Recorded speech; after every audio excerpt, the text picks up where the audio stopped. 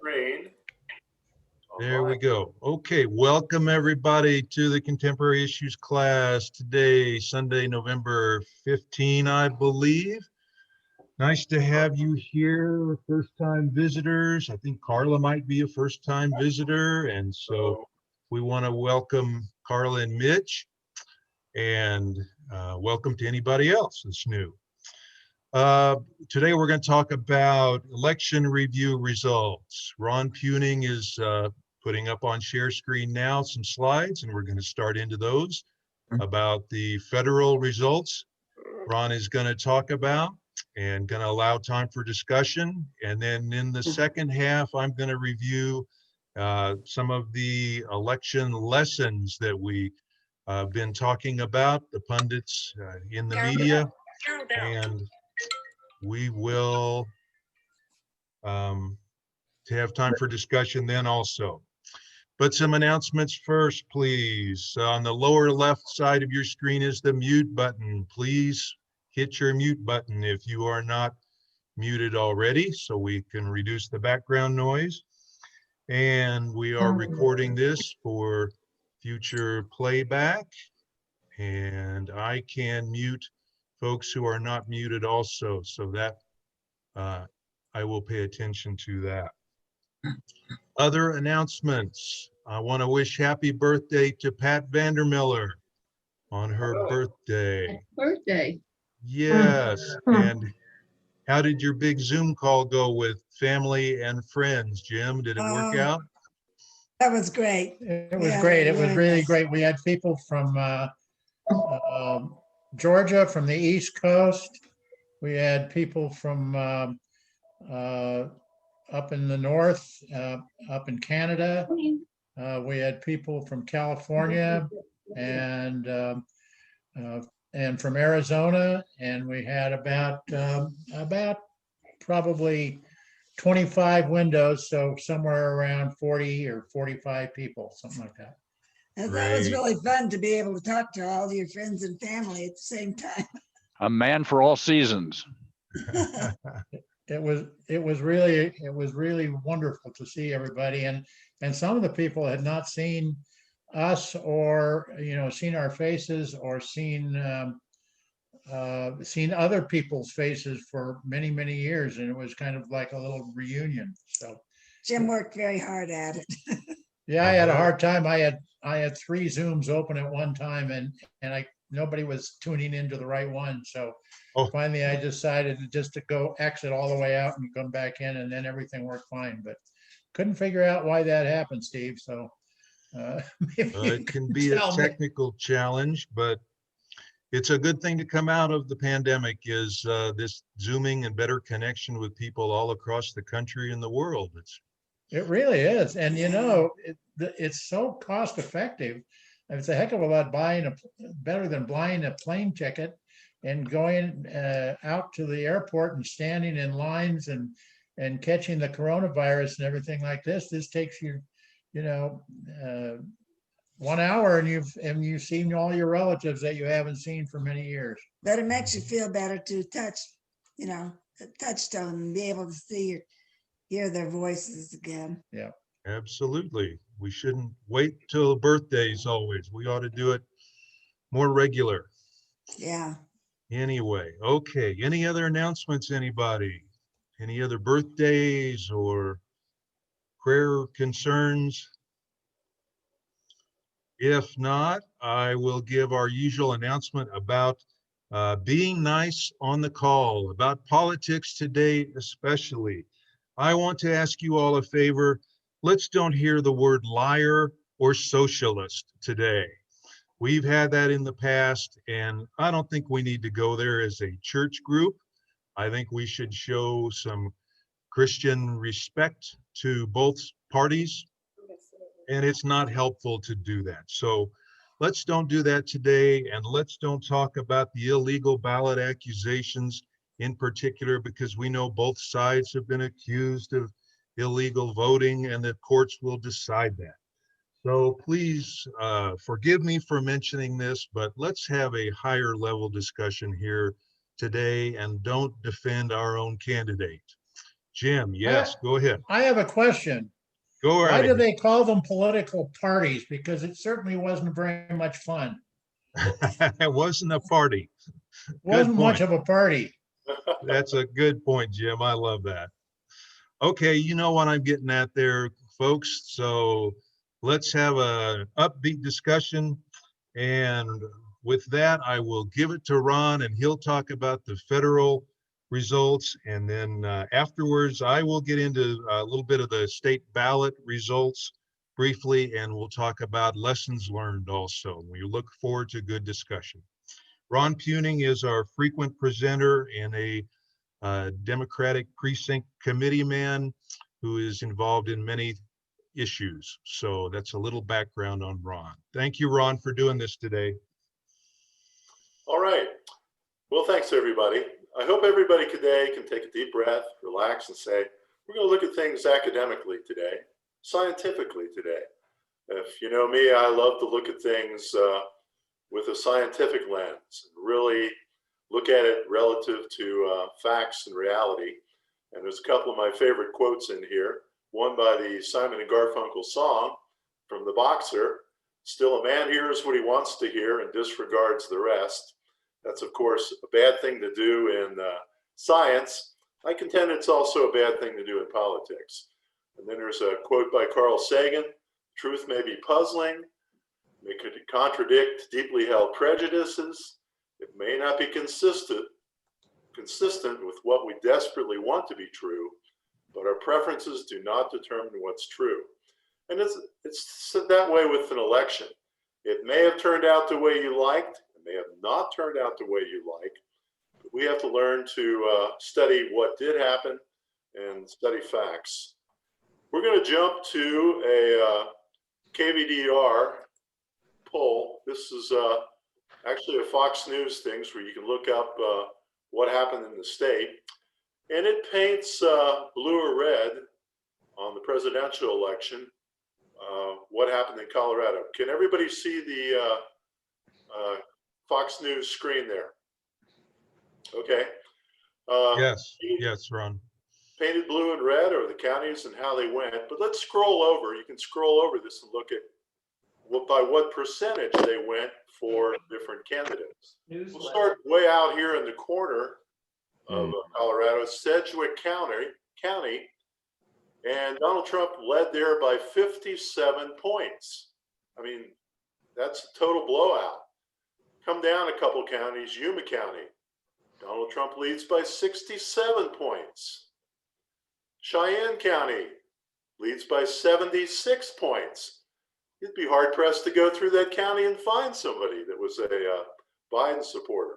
But now we move over, Weld County, Trump leads by 18 points. That's a very healthy margin.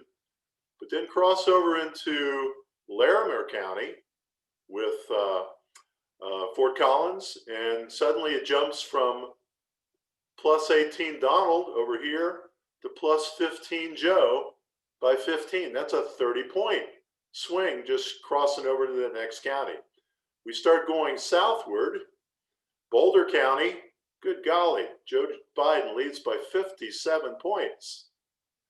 Jefferson County, Joe Biden leads by 19 points. Come down to Denver, Biden leads by, what's that, 61 or 81? Big number. Weld County, Jeffco. Now we jump to, let's find Arapahoe. Arapahoe, Joe Biden won by 25 points. That's a pretty substantial margin. But we cross down into Douglas, and we find Trump leads by 7 points. Keep going south into El Paso County, which includes Colorado Springs and Monument, and we find Trump leads by 11 points. So, wow, it's amazing how non-homogeneous these counties are. How just moving, different into a more rural or a non-rural area changes things so much. Let's jump to our next slide. Looking at Colorado as a whole, we're closing in on a population of 6 million. Probably in 2021, we'll cross the 6 million thresholds. And we've added about 1.5 million people in the last 2 decades. So we're definitely one of the fastest growing states in the United States. And nearly 91% of the newcomers have come in and settled on the Front Range. When we say Front Range, we mean everything from up there in Fort Collins to all the way down to Fountain, which is below Colorado Springs. So that's where the population is. And that affects the state dramatically. Blurred on this graph is the population of the counties. And I couldn't find a better one to copy over. But I did notice that the least most populated 15 counties in Colorado, many of them have 700, 1,000, or less than 5,000 people. So there's at least 15 counties in Colorado that have less than 5,000 people. Most of us that are in the Denver metro area can walk around, take a walk with the dog and almost envelop an area of 5,000 people without too long of a walk. It certainly talks a lot about the difference in population densities. All right, the Colorado congressional districts. We have 7. We have 9 electoral votes, of course. You get an electoral vote for every congressional district, plus you get +2. You get an electoral vote for each of your 2 senators. 4 districts that have Democratic representatives and 3 with Republican. If you look at the 3 Republican districts, 3, 4, and 5, they definitely constitute the significant majority of the physical area and counties of Colorado. But of course, the other 4 districts constitute more of the population. So right away, we start to see, there's definitely a population density factor, a rural versus urban factor that comes into play. And if you guess that, you of course would be absolutely correct. There's the counties. There's the which ones went blue and which ones went red. It doesn't show a degree of blue and red, but it definitely says that basically the cities and the suburbs tend to go Democratic, and that's happening more and more in Colorado. Of course, Denver is the stronghold of the Democratic vote, and it's heavily, heavily Democrat. Whereas if you go out into El Paso County, and of course, which has Colorado Springs, we see something different. But certainly out in the rural areas, heavily, heavily Republican by any kind of analysis. There's the counties of Colorado. It's interesting to see. Generally in Colorado, we're seeing some of the small rural counties are actually losing population slightly, but they're still losing. And of course, the Front Range is where all the population gain is occurring and changing. A little bit of county voting history. This shows which ones tended by history to go more blue, which the colors used for Democratic, or red, the color used for Republican. Okay, we're going to touch on factors in political preference. And this probably won't surprise most of us. I think the biggest change we're seeing right now is more spread in between the rural, the urban, and the suburban. The rural has always been more Republican. The urban has always been more Democratic. The suburban has tended to flip more, but we are seeing more polarization. The rural areas are going more Republican. The urban areas are staying strongly Democratic. and the suburban is what's tending to swing the most right now. If you look at the United States, population density is the biggest determinant factor in determining what direction an area is going to go politically. We also look at the degree of diversity in an area. There are certain areas that are, shall we say, creamy white. There's not many people in the area that are of different race and diversity. My neighborhood is very white. I know my daughter, when she went into the Littleton Public Schools in 1985, said, "Dad, this area is very white. There's not much diversity here." So degree of diversity tends to tell you something about the probable political split of your area. Education level.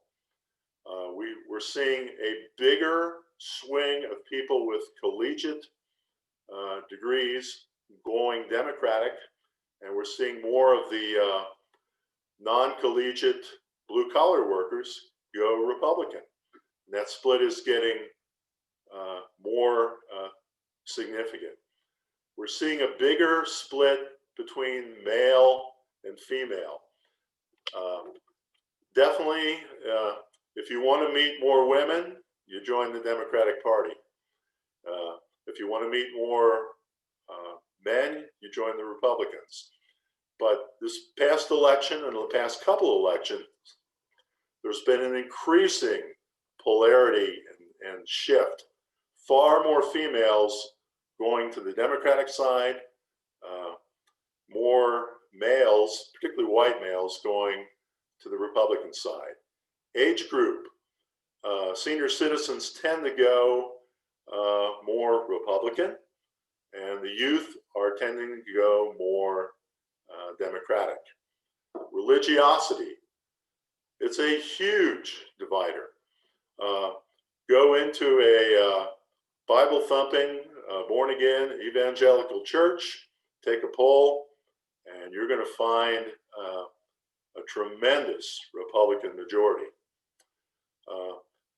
Go to Kelly's Sports Bar during a Sunday morning service, and you'll find a lot of the people that aren't churchgoers doing something else and voting more Democratic. Regional history still plays a big role. We'll look at that later. We'll see that the states that stayed with the North during the Civil War tend to be far more Democratic. The states that joined the Confederate States of America tend to be more Republican. Okay, let's move on.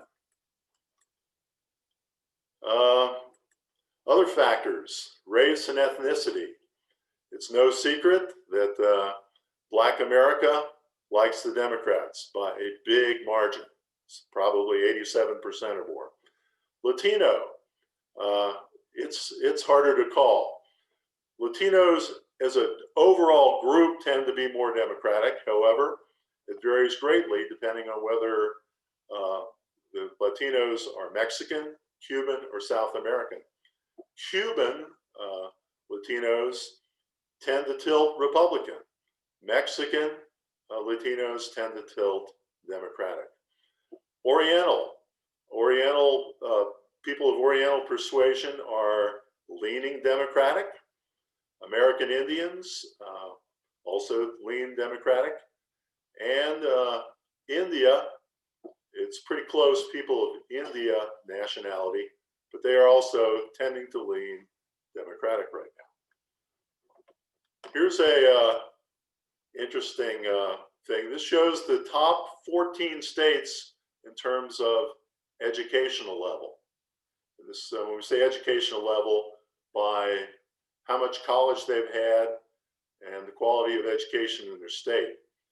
And then if you look down this list of the top 14, only one state on this list went for Donald Trump, and that is number 11, Utah.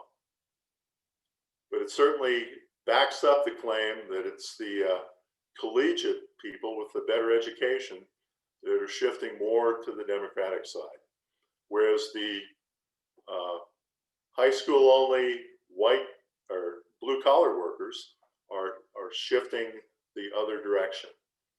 Intriguing. The trait of openness.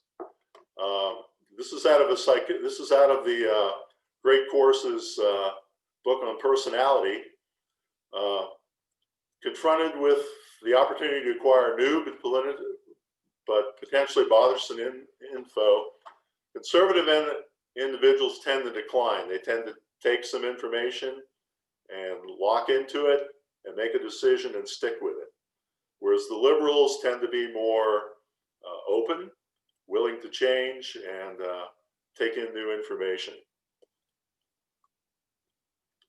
All right. Let's, here's a chart that shows again that emphasizes not only is Colorado's population concentrated in the Front Range, which you can see by the spike here, but you can see the national population is heavily concentrated. If you want to win an election on a national level, like the presidential election, you've certainly got to pay attention to where the people are. Certainly if you're selling a product and you're going to market and open a new restaurant, you need to look at where the people are and study the market. Okay, we're going to flip to, this is electoral-vote.com, which I follow quite a bit. And this shows how the states went in this last presidential election.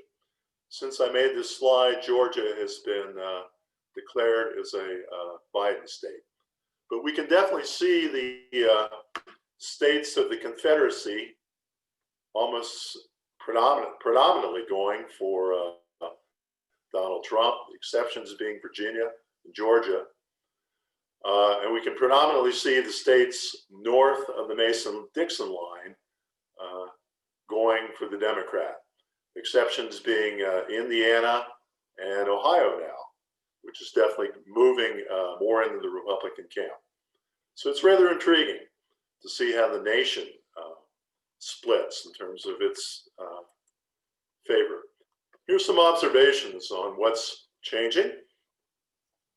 3 states that I've noted in the last decade, they're moving significantly more to the right: Ohio, Iowa, and Missouri. States that are drifting more to the right, but not heavily right, are Florida and Wisconsin. Drifting to the left, when I say left, of course, I mean towards the Democratic persuasion: North Carolina, Arizona, and Texas. Texas and Wisconsin, of course, Wisconsin certainly went for Biden and Texas went for Trump, but they're definitely moving in opposite directions from how they ended up. Strong trend left. You cannot deny that Colorado is going significantly leftward, okay? And same with Georgia. Georgia will probably flip for an election or two, but overall its trend says it's going significantly to the left. All righty. Here's the famous chart that puts people in baskets. And we want to point out that this is a general indicator. This is not a sure bet. But generally, the psychological studies have shown if you're very liberal, move to the left side of that chart, you probably give more emphasis to care and fairness as the things you're most concerned about. And you're less concerned with loyalty, authority, and sanctity. If you're very conservative, you give a higher weight to loyalty, authority, and sanctity. Sanctity, sometimes called purity. things like that. So this is well known psychologically. It also explains why women tend to be more democratic. Women rate higher in empathy and care, and just with their natural biological tendencies, tend to end up being more likely to be Democrats. Okay, I hope I haven't offended everybody too much. And we got just 2 more slides, and I'm going to turn it over to Steve. What we tend to find, and again, there are exceptions. You can find people who don't match any of the next 2 slides that flip the other way. But generally, the traits that tend to bring somebody out as a Republican are the traits of authoritarianism, law and order, loyalty, guns, fervent patriotism, high conservative religiosity, low acceptance of sexual preference diversity, abortion opposition, dismissing significant climate change measures, and a general feeling of unbridled capitalism, low tax on the wealthy. And on the other side of the coin, the determining traits of the Democrats tends to be a higher emphasis on justice and equality and economic equality, more of a desire to address climate change, more of a desire to broaden healthcare coverage, more openness, more tendency to support abortion rights, more tendency to support tighter gun restrictions, and a more progressive tax code. So there I've given hopefully something to offend everybody today. No, I don't mean that. But it's good to be able to back off and look at things analytically, scientifically, and say, this is what flips people one way or the other. So Steve, I want to hand it to you and open up discussion here. Sure. Thank you, Ron. Good job. I'll start off the questions with Ron, why is the middle of Colorado, those counties in the middle that are not heavily populated, like Eagle County where Vail is, and below that where Aspen is, why are they so blue? Why did they go Democratic? Is it a lot of rich people with second and third homes that are there, or you would just think because there's less population in the middle of the state also that it would maybe be more sporadically Republican? Yeah, I'm noticing that. You know, as we scroll over here, Eagle County, 30 points, Joe Biden.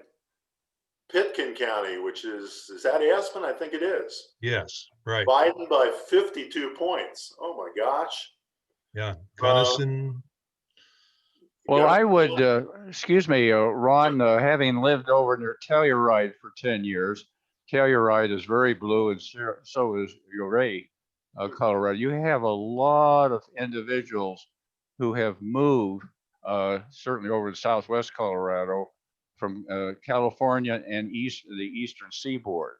So we have quite an influx of Easterners and also people from California. That's a partial explanation. Okay. Good point.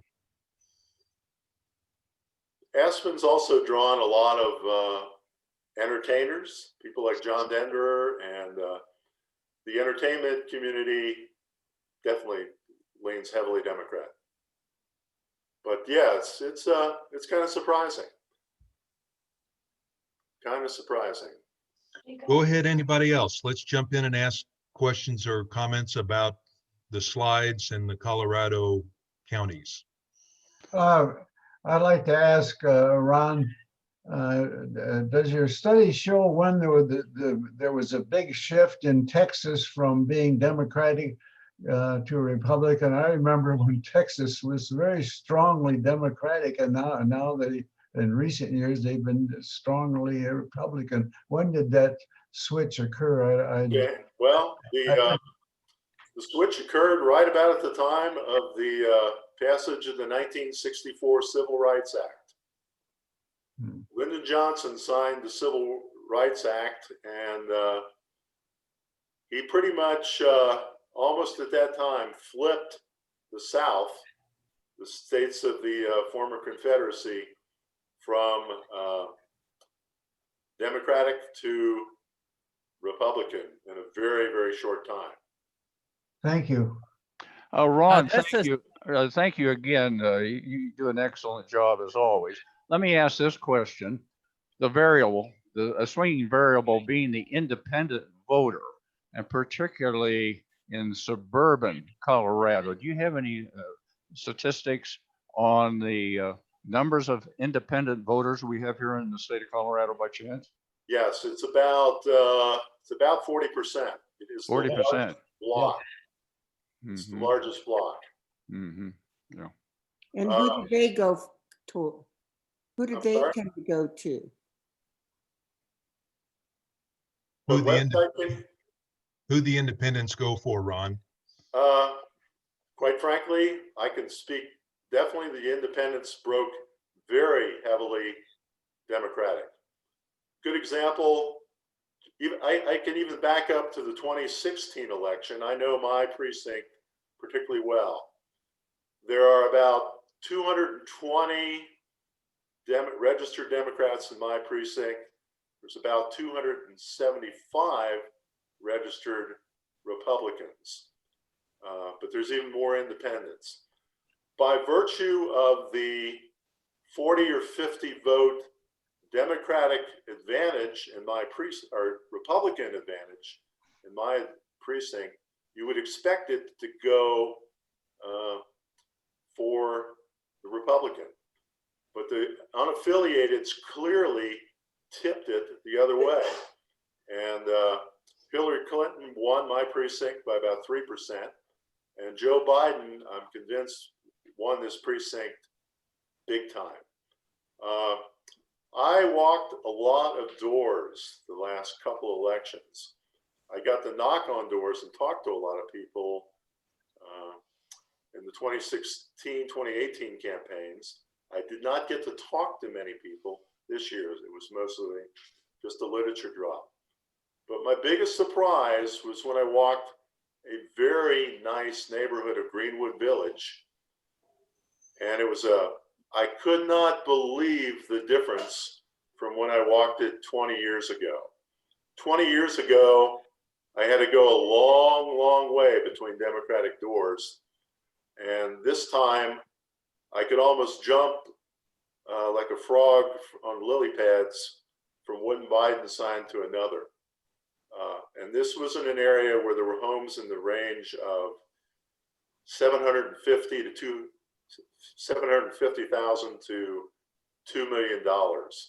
So the unaffiliateds have broken very heavily in Colorado towards the Democratic ticket.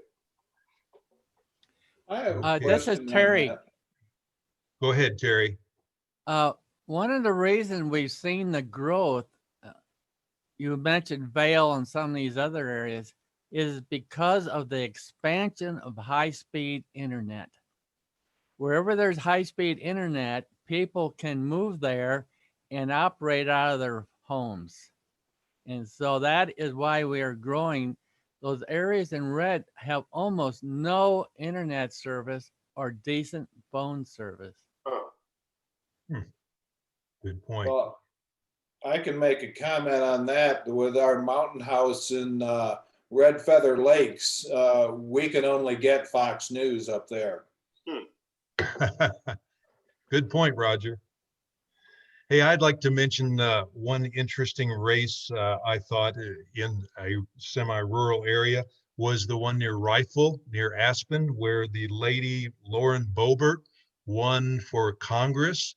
She had never run before for any political office, and she was fired up to run. So she ran for Congress and won by 51% to 45%. She's the lady who wears the open carry pistol on her hip and is a very passionate Republican for gun rights.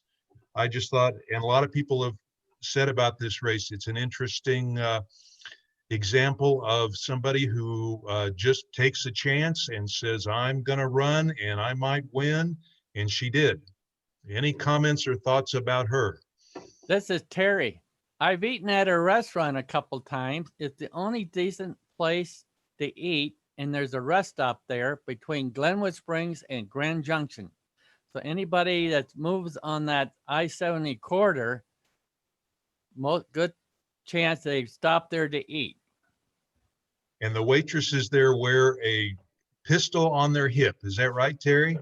Well, when I was there, they weren't wearing it, but that is a well-known restaurant for truckers and everybody that stops there. She was not wearing it when I stopped there, but okay, that's a favorite stop. That's where you want to stop if you're going to stop between Glenwood Springs and Grand Junction. That's America. You can not serve anywhere and then just run for Congress and win a seat. It's amazing. Okay, Well, I want to go ahead. Well, I was just going to say that's a part of the culture over in Montrose where we lived for 10 years. Most pickup trucks, you would find a rifle in the front seat. So I mean, Sure. it's just part of the culture. You bet. You bet. The suburban vote strongly drifted towards Joe Biden, and that's really what gave him the state by such a big margin. However, the rural area did not slide at all toward the Democratic Party. If anything, it drifted even more in the rightward direction politically. Yeah, for House districts, Colorado has 4 Democrats and 3 Republicans in the U.S. House. So pretty even. Go ahead, Jim. One of the things,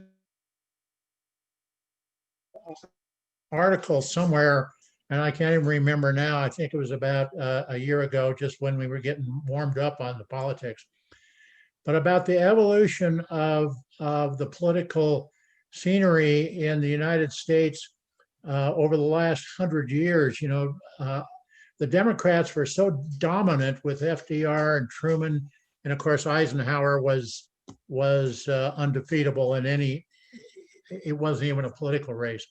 And then Kennedy, and then when Lyndon Johnson, and Ron's reminded me of the Voting Rights Act, which was talked in there, that everything changed with that. Everybody gave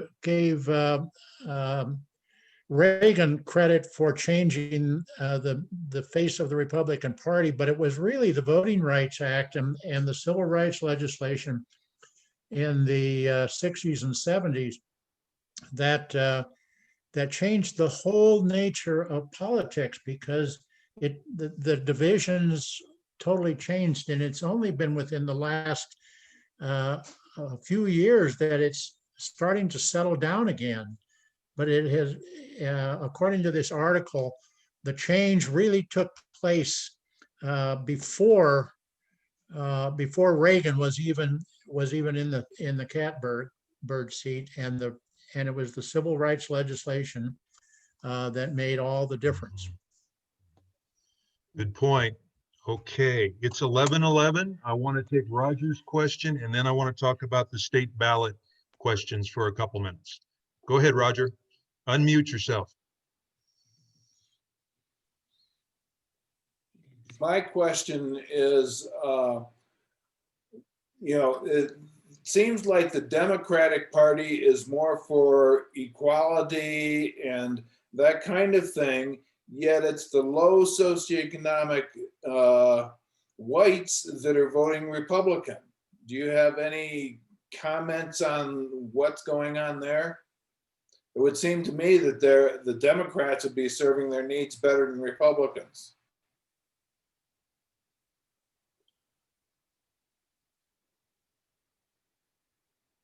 Anybody? Anybody? Well, I'll put in a comment there. I've got a lot of relatives in Clermont County, Ohio, which is a kind of a rural Appalachian county just to the east of Cincinnati. And I've talked with a lot of my some of the very right-wing relatives there. And it's almost like a religious cult-like loyalty to Donald Trump. He says the right words. He promotes, I'm going to take care of you little people. We're going to get rid of those corrupt people in Washington.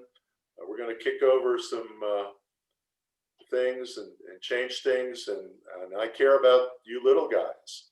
And he particularly has managed to sway a lot of those folks into that camp.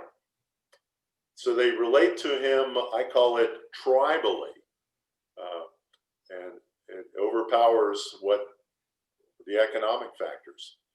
People vote from their amygdala, their emotions, and they want a champion. We've covered Get behind. covered that pretty well. Good point. Okay, let's talk about the ballot questions in Colorado. All of them passed except for the late-term abortion ban. That was rejected 59%. And the probable reason that I've read is that people feel it had no exceptions for rape, incest, dead baby delivery, that kind of thing. And so it lost 59%. All the rest passed. The one that passed to the highest degree was the tax on vaping, passed by 68%.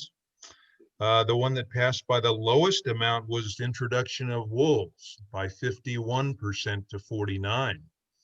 So, and it was, I believe, Ron, wasn't the ballot voting also along rural urban lines to a large degree?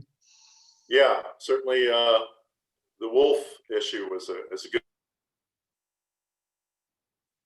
Yeah, the rural City voted. folk and suburban folks are a little bit nuts to put wolves in, whereas we think we're more tree huggers and back to nature. Yeah. And the cost estimate to bring the wolves in was $500,000 to $700,000. Mm-hmm. So it's going to cost some money to do that too. Any discussion on that? The gambling limits was 66%, I think. People said leave it up to those gambling cities. If they want to raise the limits, let them do that. And the bingo and the national popular vote for Colorado to join that pact on the popular vote was 52 to 48. So that was a fairly close one too. Any questions or comments about the ballot questions? Any surprises, anybody?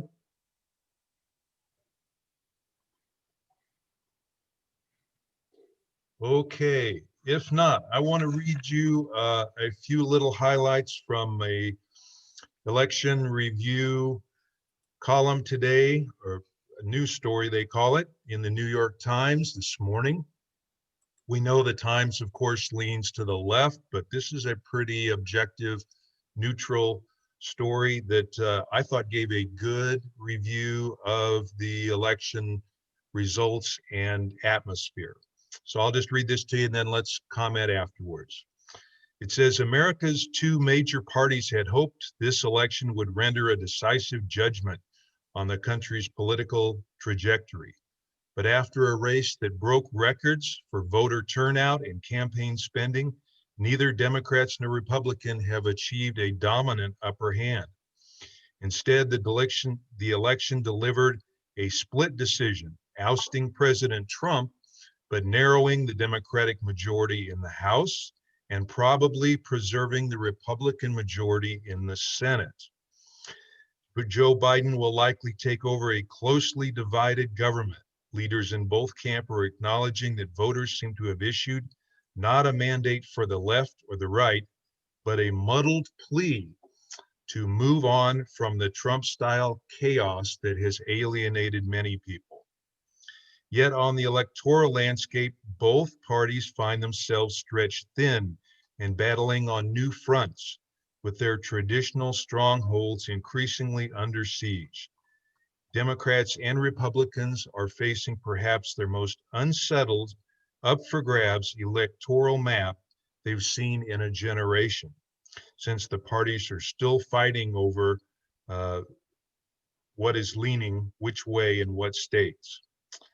The election also represented a continuation of this trench warfare between the two parties that are increasingly defined by their activist flanks. 2 days after the election, Times reporters went to the swing states and got the mood that voters were in. Some of the comments were from voters that represented that feeling. Unfortunately, no one's listening in this environment and everyone's talking. I think the biggest part is just to relieve that this is probably over, except for in Georgia, where the Senate races are still going on January 5th. It's like a bunch of chickens fighting each other in the country this year. I'm not proud to be an American when this happens. Some of these politicians have a death grip over their own parties.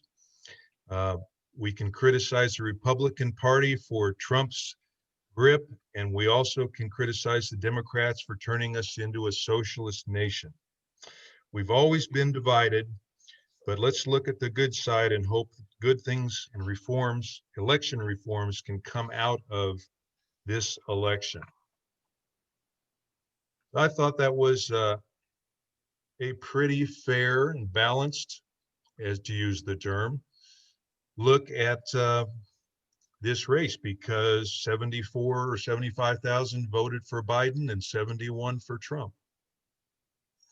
I think a lot of Americans reject the extremism in both parties. The number of independents is growing all the time.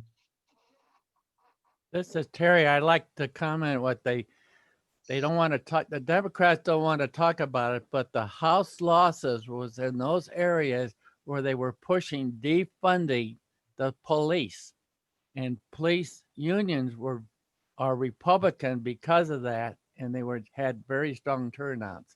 Everybody wants good police protection. I think that term "defund the police" is the worst political slogan I've ever heard, because people I know, they don't want to defund the police. They want to amend what the police are asked to do. That they're asked to do too much. They get beyond the area of law enforcement. They get into in the medical field, with people that are mentally disturbed. They're called to cope with that, and that's not their basic training. They're not equipped for that. So people want, at least I feel that people want modification in law enforcement. And what they're trained to do and what their area of responsibility is, and that things that it's not traditionally their area should be given to others who are adequately trained and funded to cope with it. I agree with you, Jim. I agree with Jim. I think a lot will depend on the tone of Mitch McConnell and Pelosi. Mitch McConnell, when Obama took office, said our main objective is to make sure he's defeated the next time around.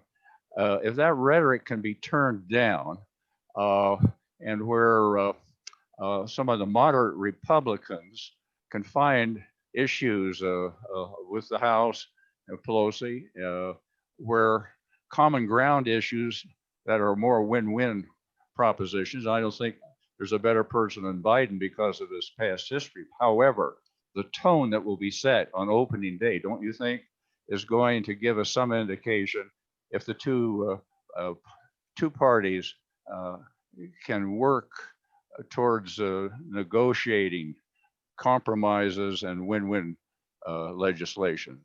I think that's a very good point, Gene. Thank you. Ron, would you stop the share screen so we can put everybody back up? That's okay. Thank you. And Susie, go ahead. I see you. What I want to say is I think a lot of people do not know the true meaning of socialism compared to communism. Wisconsin, it went in the 30s, they had 2 socialist mayors and a socialist governor. And the people had jobs, the people had health care, the budget was balanced. And then, and they voted. I mean, it wasn't like the communists. And I think people get mixed up between communism and socialism. They really don't understand the difference, the Yes, general public. yes. Stephanie, go ahead. You have to unmute yourself. Unmute. Okay, can you all comment on how the eventuality of, or what happened at the end of the election, how closely it coincided with the polls that were leading up to the election?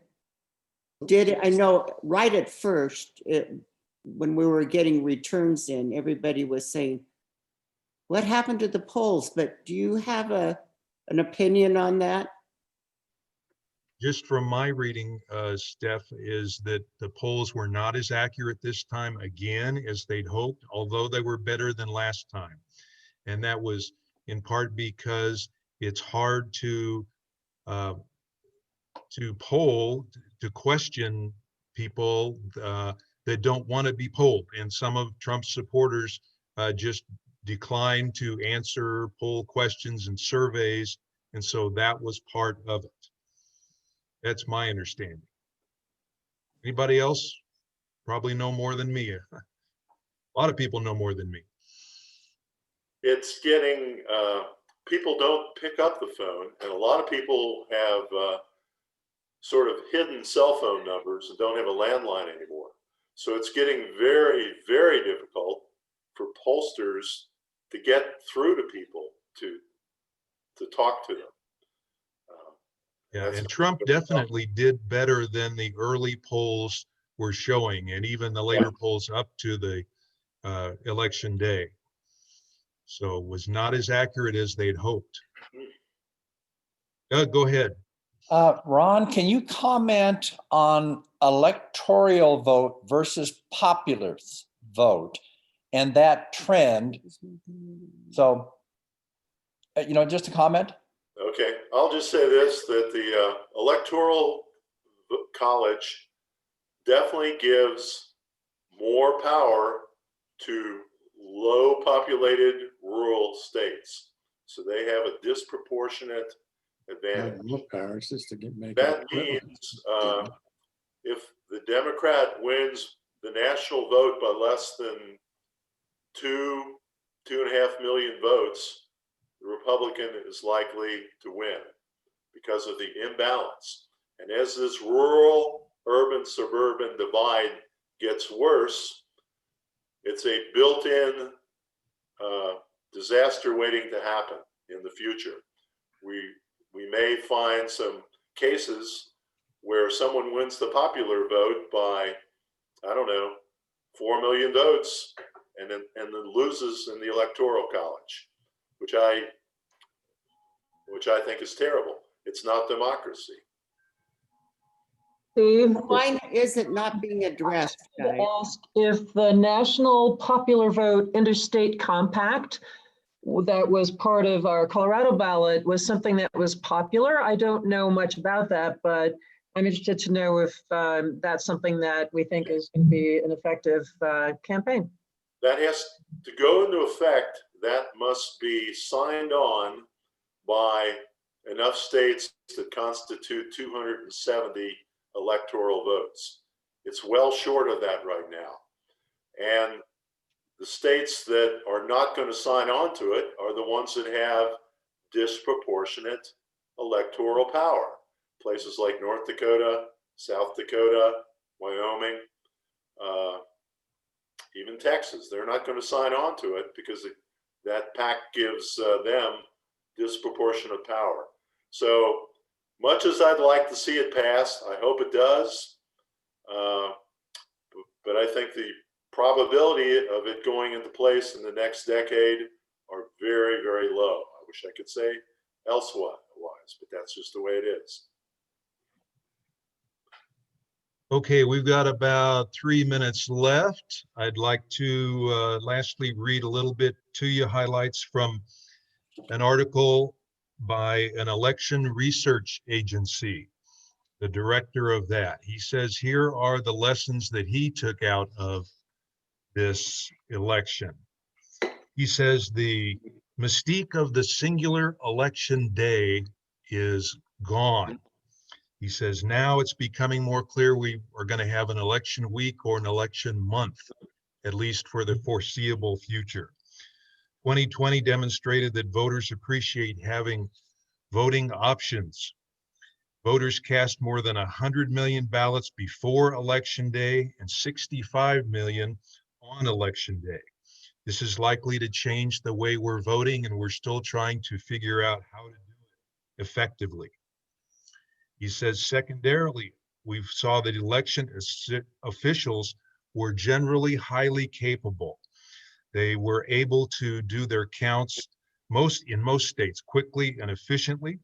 It's no exaggeration to say that they did it with transparency and integrity in most states to prevent the nation from descending into chaos, because there was much questioning on the results in many states.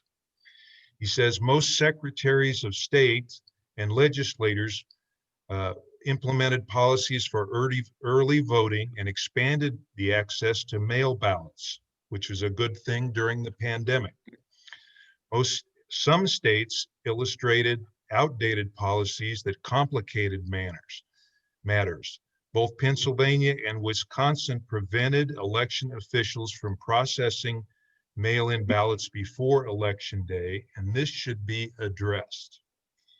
A responsible media did a fairly good job in pointing out when there were false claims and debunking those. For example, one incident where there were ballots found in a trash and that was called fraud, turned out to be actually ballots where there were 2 votes in particular races that invalidated those ballots, and so they were thrown away, and the voters contacted later to send in correct ballots. He said, finally, this taught us that decentralization is messy. The US does not have a single election system by design. Each state does its own elections in the way that they choose better. But we could improve this by having a minimum uniform standard nationally. Just as the federal highway system sets standards for roads, road marking and traffic controls, and then lets the states operate their own highways with their own speed limits, we could also set minimum standards for each state to meet and then let them run their own state elections. So those were some of the lessons that an election official at this agency recommended. I hope another thing that the country has learned is that in the presidency and the administration, you need someone who has experience in government. I think the country has been under the mistaken impression that a businessman will necessarily be a good president and run an efficient government. The problem is that private industry and government have completely different objectives. Private business, the whole purpose is to make a profit, whereas in government, the intended purpose is to provide services to the nation in the most efficient and cost-efficient manner possible. Completely different motivations. So you need a government, an administration that knows something about the government. It doesn't mean that a person who has business experience wouldn't contribute to being a president, but that being the whole experience of a person is not good for the country. And I hope the country has learned that. Okay, Jim. Jim Vandermiller, go ahead and then we'll wrap up. One of the frustrations that I felt, that I think a lot of people, and as a matter of fact, I think everybody is feeling, is the fact that the news sources that we all have available to us are so openly partisan anymore. The days of Edward R. Murrow and Walter Cronkite, Huntley Brinkley are all gone. And I think it's really frustrating to all of us consumers. I confess openly that I am quite liberal, but I became very aware of how partisan and how slanted the news reporting for both MSNBC and CNN are. And so I decided that I would go over and listen to Fox News, and it was almost humorous to hear the same story repeated in the different venues, but they were slanted. Each one of them were slanted so openly towards the objective.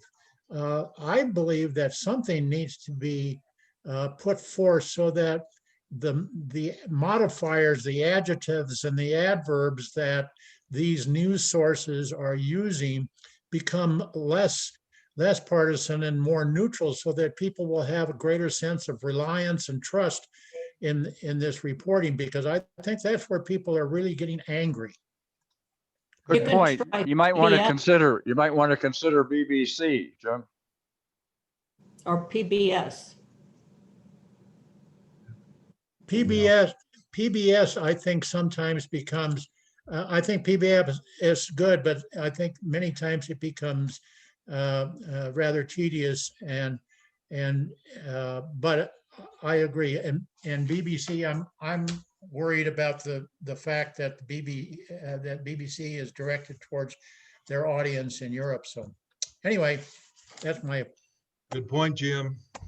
We will see how that goes in the future. Maybe more neutral, objective networks will start up in response to our dissatisfaction with the partisanship. Who knows? Final comments, folks. We need to wrap up. It's 11:35. Well, to know how others see us is good information. So to look to other countries, you know, Canada, our good neighbor Canada, and our allies, they you know, looking to their opinion of us is wise, I think. Thank you, Jim. Thank you. Anybody else? Well, thank you for a good discussion today. This went really well. I'm proud of you all for controlling ourselves and doing such a good job. Okay, take care. Next week, Jared Rollison, captain at the Arapahoe Sheriff's Department, is going to be with us, and we're going to talk about law enforcement, race, and those kind of issues that have been going on this year. All righty, thanks everybody. And a quick prayer: Lord, please watch over our country and the whole world, because we need it. Amen. Thank you, Steve and Ron. Thank you, Ron. Thank you, Steve. Thank you, Ron. Thank you, everyone. Amen. Amen. Thank you. Thank you, Steve. Bye-bye. All righty. Good job.